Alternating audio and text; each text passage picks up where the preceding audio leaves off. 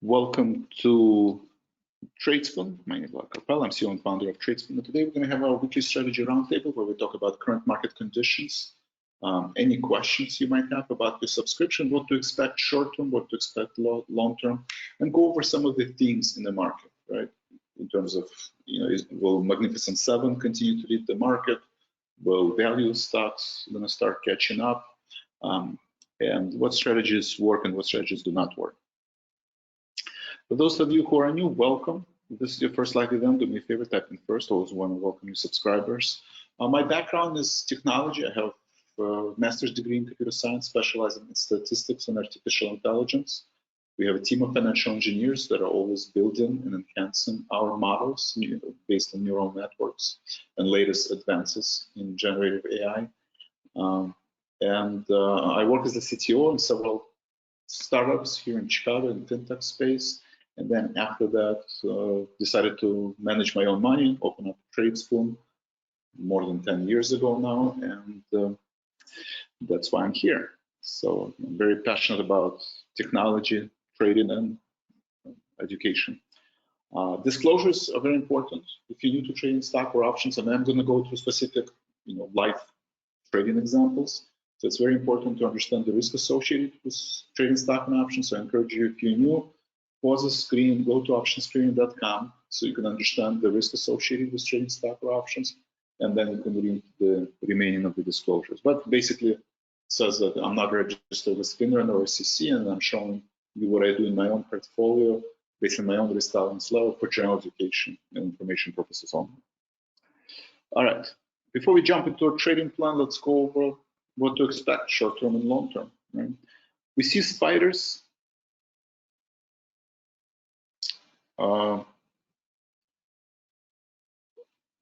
broke through the downtrend. So we had a downtrend since August, right? We had a strong rally in the beginning of the first 8 months, 7 months of the year. A very strong rebound from October, January lows. And then starting in August, market lost momentum and traded in this downtrend, a well-defined downtrend all the way till maybe first week of November. And then we had a very quick rebound, recovered probably more than half of the losses since August, right? We're trading above 50-day moving average. Market is trading above 200-day moving average. It's spent already 5 days above 50-day moving average. So it's a good setup, right? Good bullish setup. But then the question becomes, what's next, right? Yesterday, market got a little spooked by the treasury auction and Paul's comment that maybe environment is not as restrictive as it should be, right? And that obviously sparked a sell-off in the market. And basically retesting 50-day moving average. Right? We talked about that this line, if you've been in a live trading room, this has been a live line support, one of the support lines, but one of the main support lines that spans, at least in the past 6 months. Sometimes we're trading lower, sometimes we're trading higher. I would say as long as the market is above this line, right, bulls are in control. We retested it yesterday. We're kind of retesting it. We're at session low right now. We're retesting it again today. And then the question is, where are we going from this point on? Let's talk about end of the year, right? Year end.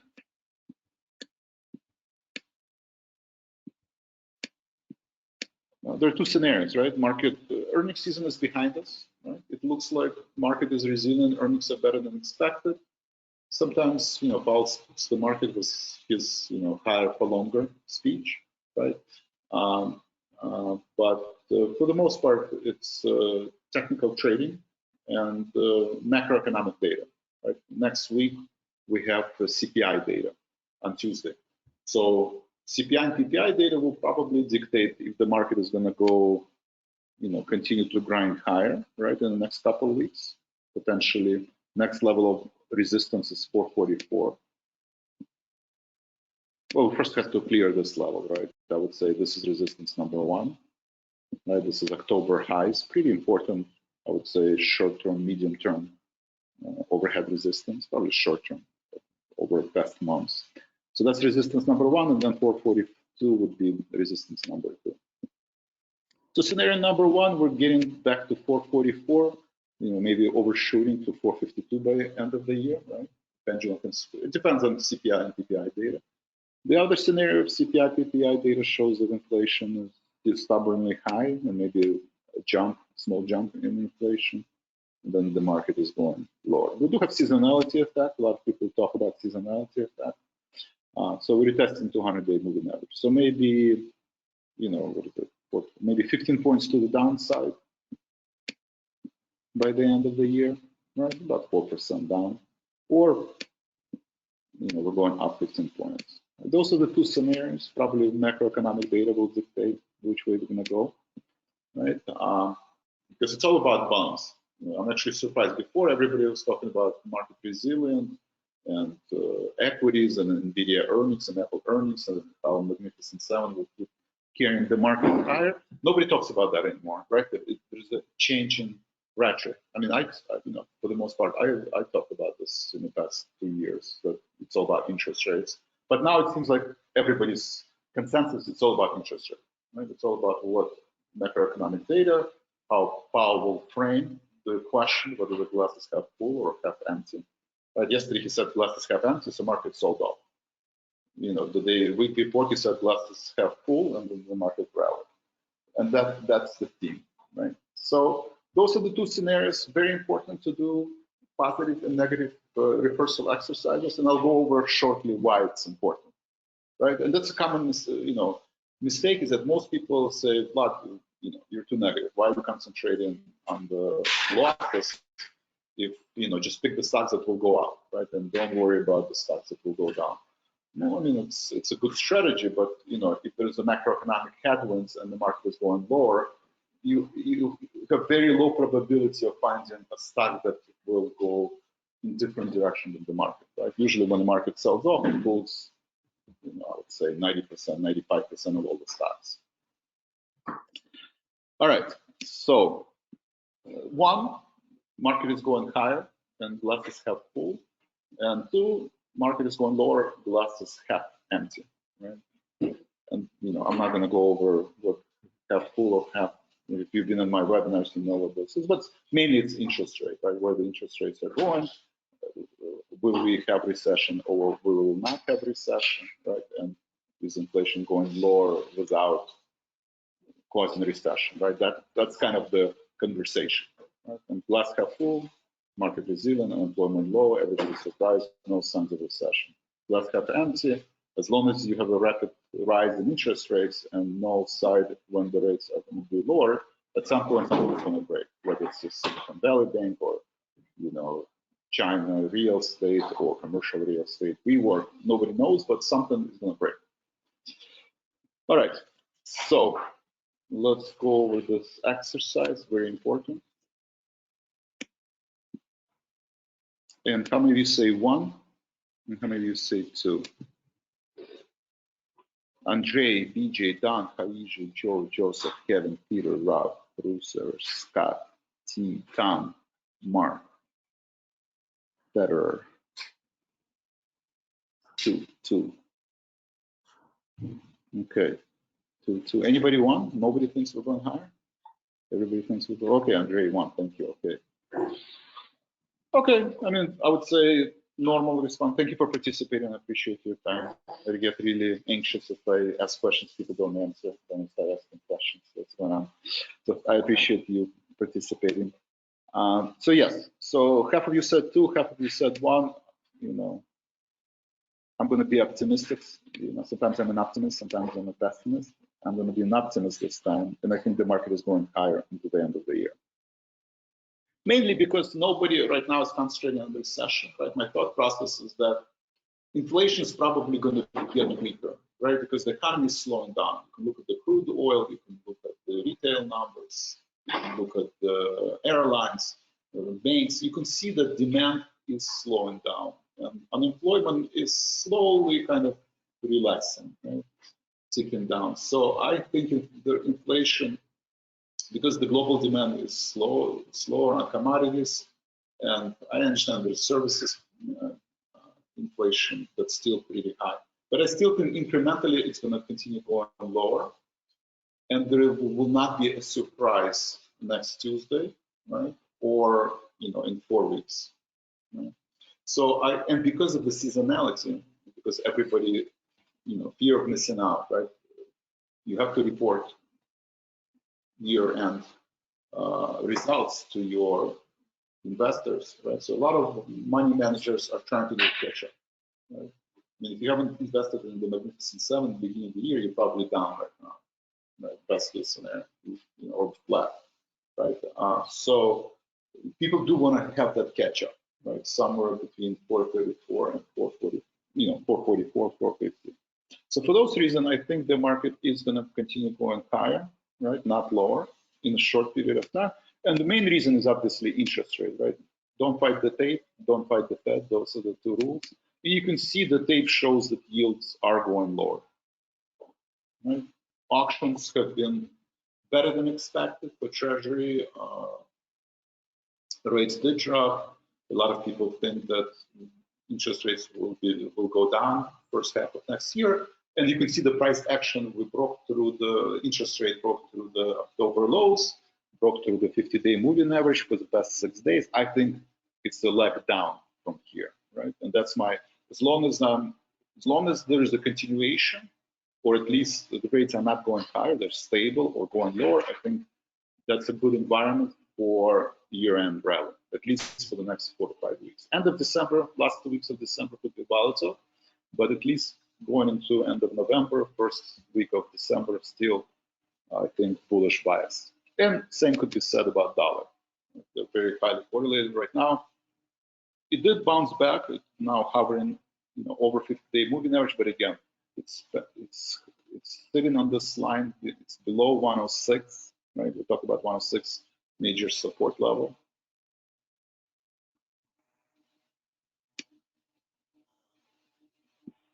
Right, so I still think the next leg is down in dollar, and that will push the market higher.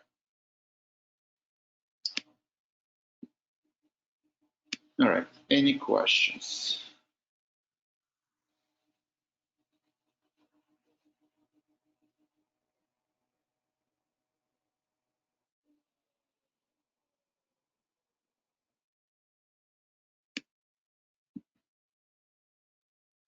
Okay, so why is this exercise is important? Why is it important to look at the stop loss? Again, lately I've been quoting this book, Thinking Fast, Thinking Slow. Right?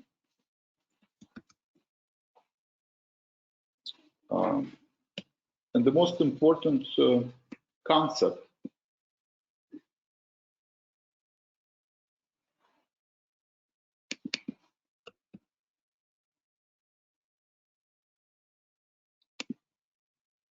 of the prospect theory, right? Daniel Kahneman, he got Nobel Prize for his work in behavioral economics.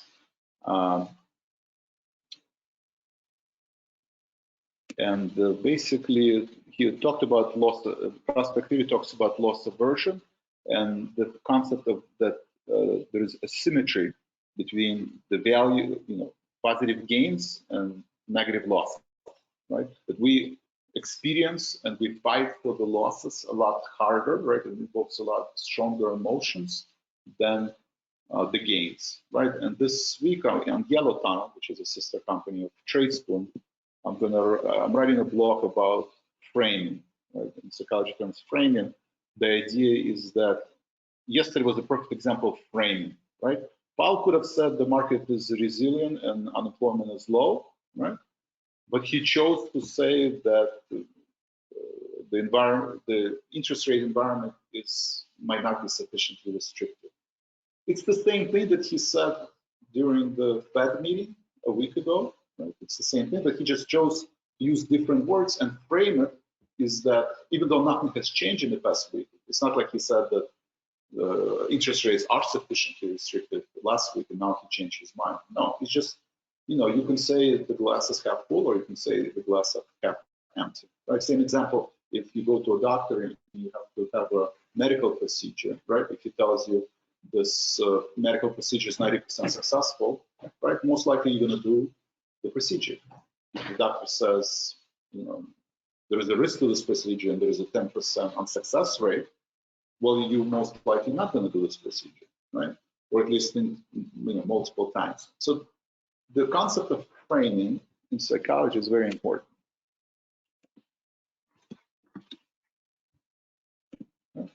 And that's what dictates, whether the stock market is going to go up or down, based sometimes just purely on based in psychology. It's not qualitative or quantitative data. It's just how people phrase, their statements.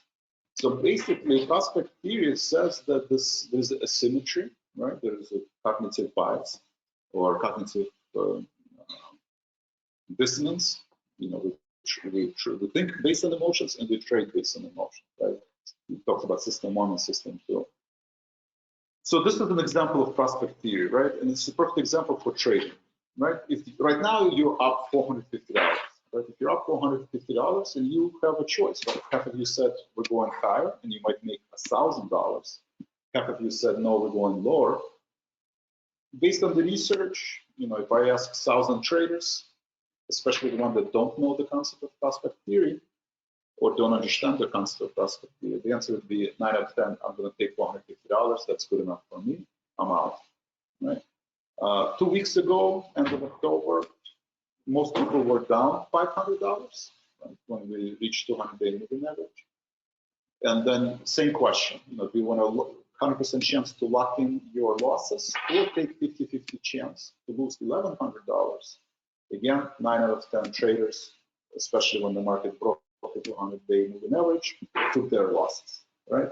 Took their chance, 50-50 chance of losing $1,000. The market broke through 200-day moving average from 480, from 420, it dropped to 410. A lot of people exited out, right? Only to see that, instead of $500, they lost $1,100. So that's a perfect example of a symmetry, right? Based on emotions. We all experience that. And then, okay, that's all nice and wonderful. How do you deal with this, right? How do you deal with this? Well, with this future rehearsal exercise, right? Before you get into a trade, you have to decide, $450, if I make $450, I'm out. And if I'm losing $500, I'm also out, right? And then you're consistent. Then in order for portfolio to grow, all you have to do is be better than 50-50 flip coin. Right? If you can find a system, maybe an earnings power trader, where you do earnings, maybe you sell out of the money, maybe do cover calls, right? Market neutral strategy. But if you can follow a system that gives you better than flip of a coin, 60%, 70%, 80% accuracy, and you keep your gains and losses the same, then your portfolio will grow, right? If you follow prospect theory and you lose one trade, you lose $1,100, and 2 trades you make $900. Well, you understand that every 3 trades, you're actually gonna I should make this bigger. Every 3 trades, you're gonna lose money, right? A little bit of money. So best case scenario, you spinning the wheels or slightly lower, right?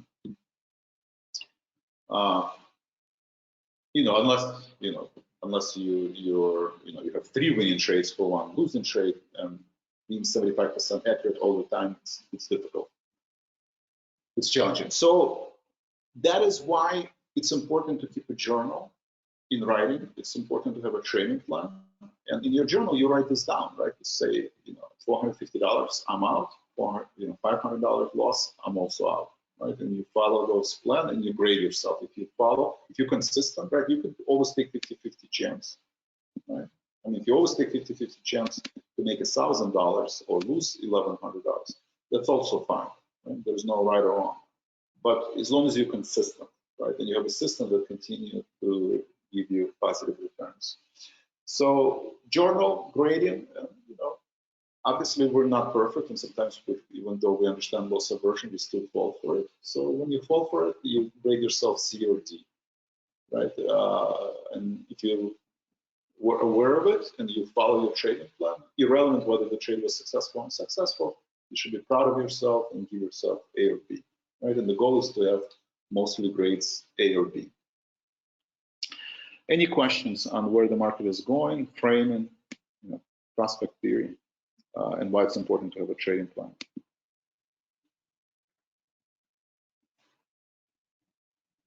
kind of do most. Yes, so holidays are coming. Yes, big sales at Amazon, Black Friday, Thanksgiving. And, usually it will give the state of consumer. I assume people are going to still spend money. People are traveling, and especially services, right, and gifts. People are still spending. So would be probably another reason why, at least I am bullish for the next few weeks. Thank you, Kevin, for making that observation. So how do we help Tradespoon? We have different tools and services. So in terms of models, one of the main models I'm using, Stock Forecast Toolbox. It's been a great model for me, right? It helps me navigate market conditions. Every day, model runs at night, 6 p.m. Central, and gives you a prediction for the next day. So for today, it basically said, if you see market reaches 430, 431, consider buying, right? Whether you're doing day trading or longer term trading, you don't want to buy at when the market was at 438. You're better off buying at 430. And notice there is a 2% difference between 438 and 430. If you're consistently buying when the market is overbought, you're overpaying, versus when the market is oversold. Well, even if it's not, let's say you buy right now at 434 because of the model. Even if you can save 0.5%, right, or 1%, right, in this case it would be 1%, on entry and exit, it will help you achieve these positive returns, right, cumulative returns. So I really appreciate what the model shows you. It does shows you that right now we're still kind of market is a little bit overbought. It needs to work off this rally that we had in the past 2 weeks. So it's turned negative, so it shows the market is overbought, and at 430 you should consider buying, and 438 you should consider selling. Extremely valuable information. Same thing if you zoom out into 6 months. If you want to know what 6 months model thinks, it basically says best case scenario, end of November, year end, we get to 460. Worst case scenario, 418. Model been actually spot on, right? When the market was at 410, it was oversold and the market bounced.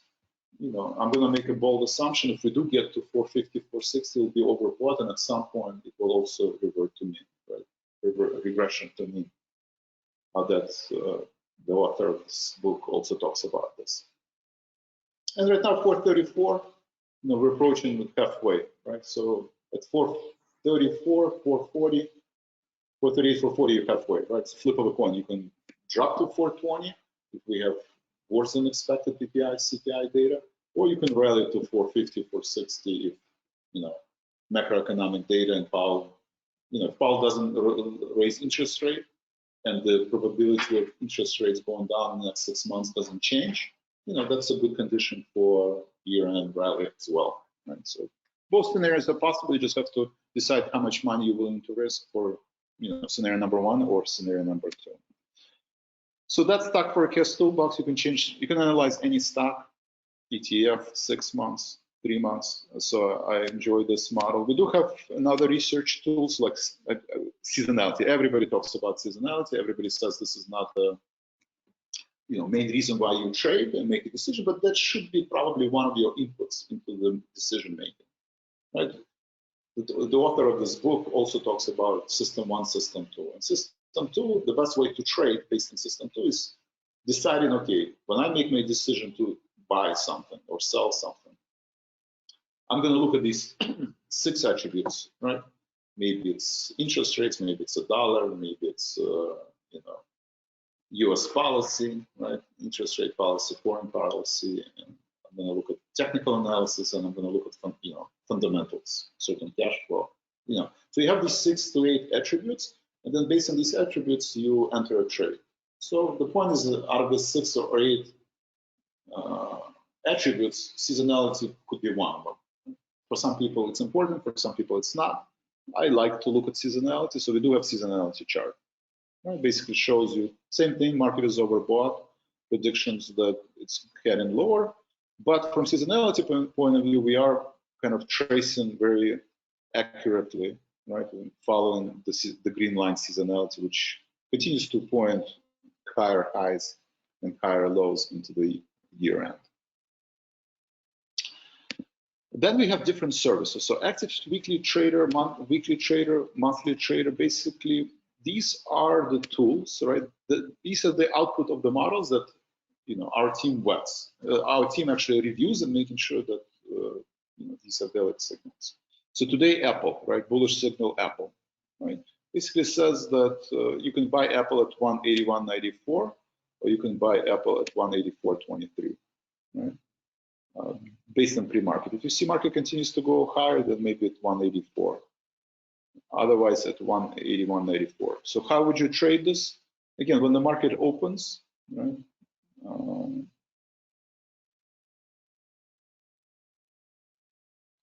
When the market opened, right, your entry, entry point 180 or 182. So when the stock market opened, and I assume it opened, what did it say? 181.86. So 181.86 is close to entry one. Pre-market futures were up. So you can enter. I usually wait first 15 minutes. Right? I usually wait first 15 minutes. So you look at the 5-minute candlesticks. Right? You look at 5-minute candlesticks, and if you see, you need some reference point, right? You need some anchor point where you decide whether you're going to, being able to avoid risk aversion, right? To avoid risk aversion, you need an anchor point and the amount that you're willing to risk. And I encourage everybody to find that anchor point. I propose 2.5%, which is $250. So let's say you do market open, right? You wait 15 minutes, 5, 10, 15 minutes, and then you see where the market is heading. If you see after 15 minutes it's actually not going higher or actually going lower, then maybe you wait for suggested entry price. If there was a big gap, we never had this big, but you have a support line, and that's where you would consider maybe entering. If you waited 15 minutes and entered here, well, you're probably down right now. But that would be the suggestion of how you would use this model. A lot of people would say, open up a tick and say, Vlad, it never reached 180, it never reached 182, right? It gapped up, right? My answer would be, if you don't have a trading plan, you don't have a strategy, you don't know how to short-term trade, active traders for short-term traders, you haven't done this before, you probably don't want to use this model, right? Or this active trader place, because it requires you to have a strategy and know how to trade. You just need input. You need to tell somebody that Apple, today to trade Apple is better than the other 499 stocks in S&P 500. Right? So if you're asking that question, I would say better to join our elite service, right? Or shadow or spread trader, where you actually can follow my trades. So active trader, weekly, monthly trader, we give you output, we give you suggested entry, exit points, suggested stop losses. But if the stock doesn't reach that level, I propose you participate in live trading room, learn how I do short-term and long-term trader, and then you can, sign up for active trader and use the same approach that I'm doing for, in elite service. You can use it for active trader, right? So those are the picks of the model. This is short-term. Weekly trader is a little bit longer term. Same thing. You have different models, but analyzes different time frame. We have Goldman Sachs, MMC, basically, model sees that for the next couple of weeks, it can outperform the market. Elite Circle is where actually I do the trades, right? You can go to Trader Log, right? First of all, you can participate in live trading room and ask that question, right? In live trading room, I can tell you, if Apple doesn't reach that level, what you should do. But, it depends on market conditions. It depends on are there any events, news, right? Will Powell speak or not? So then we can have a discussion, what to do if it doesn't reach that level, right? So that's for that reason, I encourage you to sign up for elite service, participate in morning bell, closing bell, either live or watch the recordings, and plus you get SMS messages, right? You will get an SMS message when I trade, and then you can make, informed decision, whether you agree or not. There are different types of trade, right? One of them is win resort. This trade actually went against me, so I closed it. And then what else? So we do have earnings. Win resort is one of the examples of the earnings. Before that was eBay, that was successful. And then stocks. Sometimes I trade options, like market neutral strategy. This is an example of iron condors. Sometimes I do cover calls. Sometimes I do spreads only. And sometimes I trade stocks like LA Lilly, right? I trimmed LA Lilly after the rally. So you have different examples of different strategies. Right now, I think market is trading sideways, right? You can have bullish bias, you can have bearish markets, but most likely we're trading sideways. And going next year, most likely there is more room to the downside than to the upside. Right? I think we will revisit the recent lows and probably break them. So I would say we're going to trade sideways probably with a negative bias going into Q1, Q2 of next year. So having market neutral strategies are very important, but probably more than half of you do not trade options or don't like trade options. Then I would propose to put on your hedge fund hat. And most active hedge funds right now that are making money in this environment, that active investment right now outperforming passive investment. How do they manage them? Basically long short equity fund. You start trading, you pick your 4 positions, and maybe if you're completely market neutral or you don't know, I propose to have 2 long positions, 2 short positions, right? You buy 2 strong stocks and maybe you short 2 weak stocks. Right? Materials are weak right now, small caps are weak, regional banks are weak. So you might consider shorting some of the weaker stocks, and then you long your Magnificent Seven, Microsoft of the world, Nvidia of the world. These are the strong stocks, so maybe you have 2 long positions and 2 short. If you're more bullish, you think we can get to 450, 460, okay, then you have 3 bullish positions and 1 bearish position. If you think we're going back to 420, okay, then you have 3 bearish positions and 1 bullish position. But you always have kind of you always have combination of both long and short positions. Any questions on stock forecast toolbox, active trader, weekly, monthly trader, and then elite subscription? Elite subscription, you have example of both stock and options. Almost on daily basis, I trade, right? There's never been like a week where I don't trade. Some people, it might be too much, right? Too active. And for that reason, we have robo-investor where you only trade stocks, or we have premium where I only trade option spreads. Or you can do shadow trading where you just follow my trades, but you don't have access to tools and ticks. Any questions?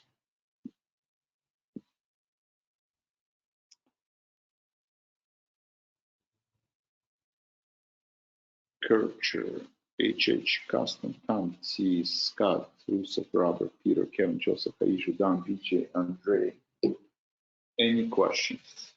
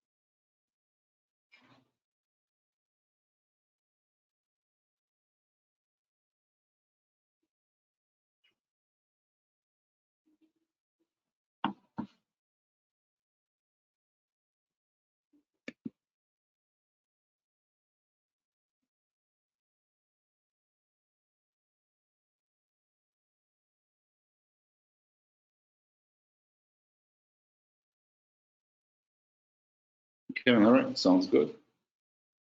Think about that for trade. Emerging markets. So emerging markets depend on the dollar. Right? Emerging markets primarily driven by a dollar. So if you look at FXI or EM,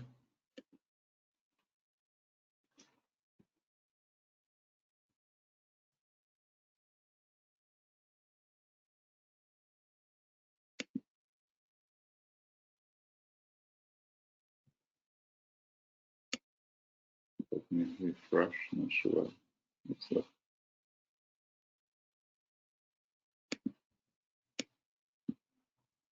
Connection is slow. Second.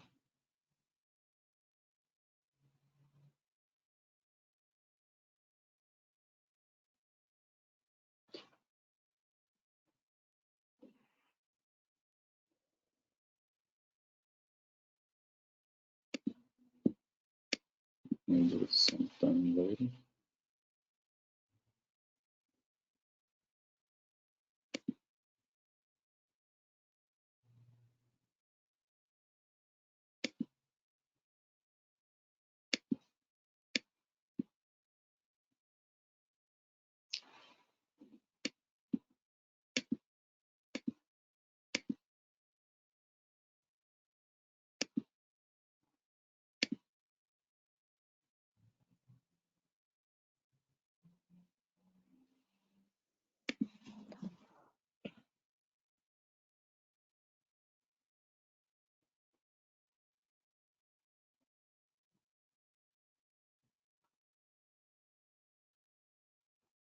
Chart is slowly.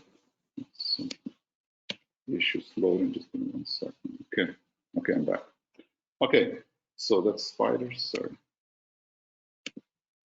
Let's check the emerging market.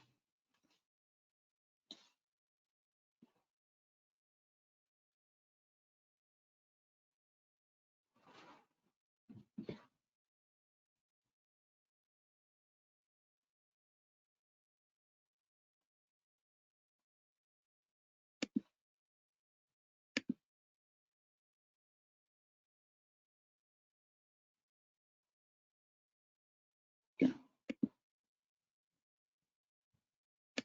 Sorry about that. Let's see if we can fix trading view.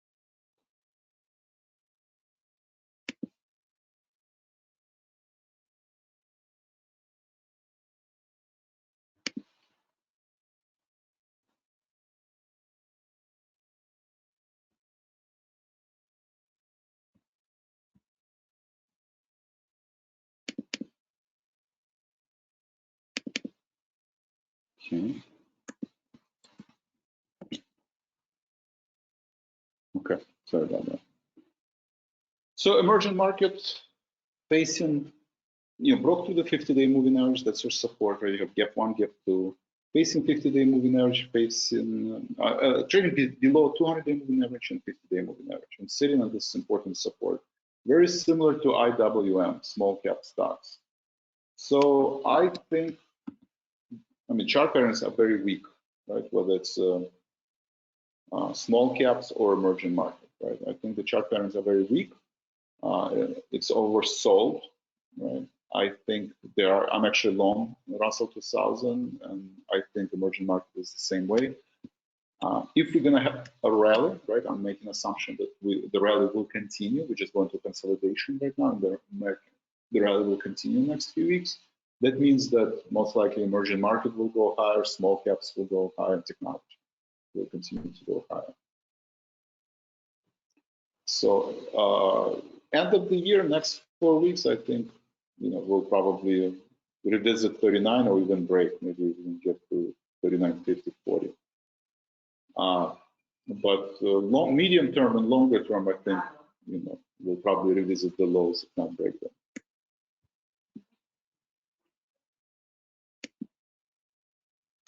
BJ, thank you for the question.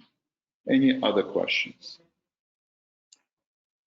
Meanwhile, spiders continue to grind higher. Looks like we recovered maybe half of the losses from yesterday. Right? So pattern of higher highs continues. PQQ up 1%. close to session high. Basically recovered all of the losses from yesterday.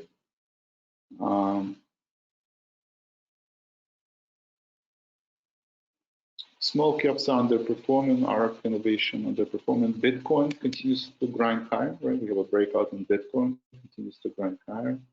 Silver is weak, and looks like crude oil is trying to find a bid, right? So for the past 3 days, we haven't made new lows, staying at 200-day moving average. So it looks like crude oil is also finding support. Let's look at the other positions.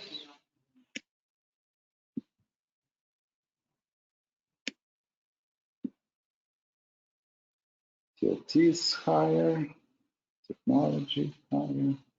So value stocks are underperforming today. Technology is beating the market.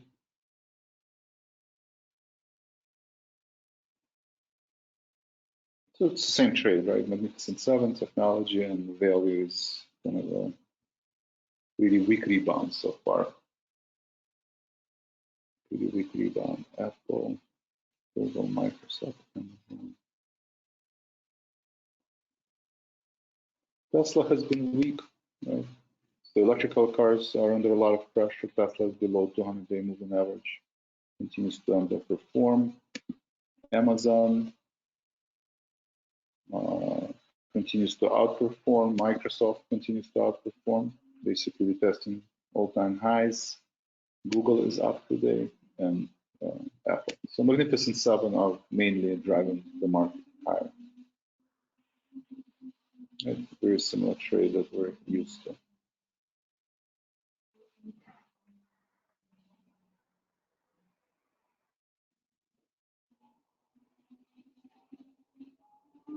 Volatility is up. Okay, any other questions? BJ, all right, thank you. All right, if there are no other questions, then that's all I have for today. Thank you very much. Have a great day. Again, think about prospect theory, this example that I show you, maybe you have a different approach, but the important is to be consistent, and again, not to cut your approach to your winners and losers trades the same way, not to have that,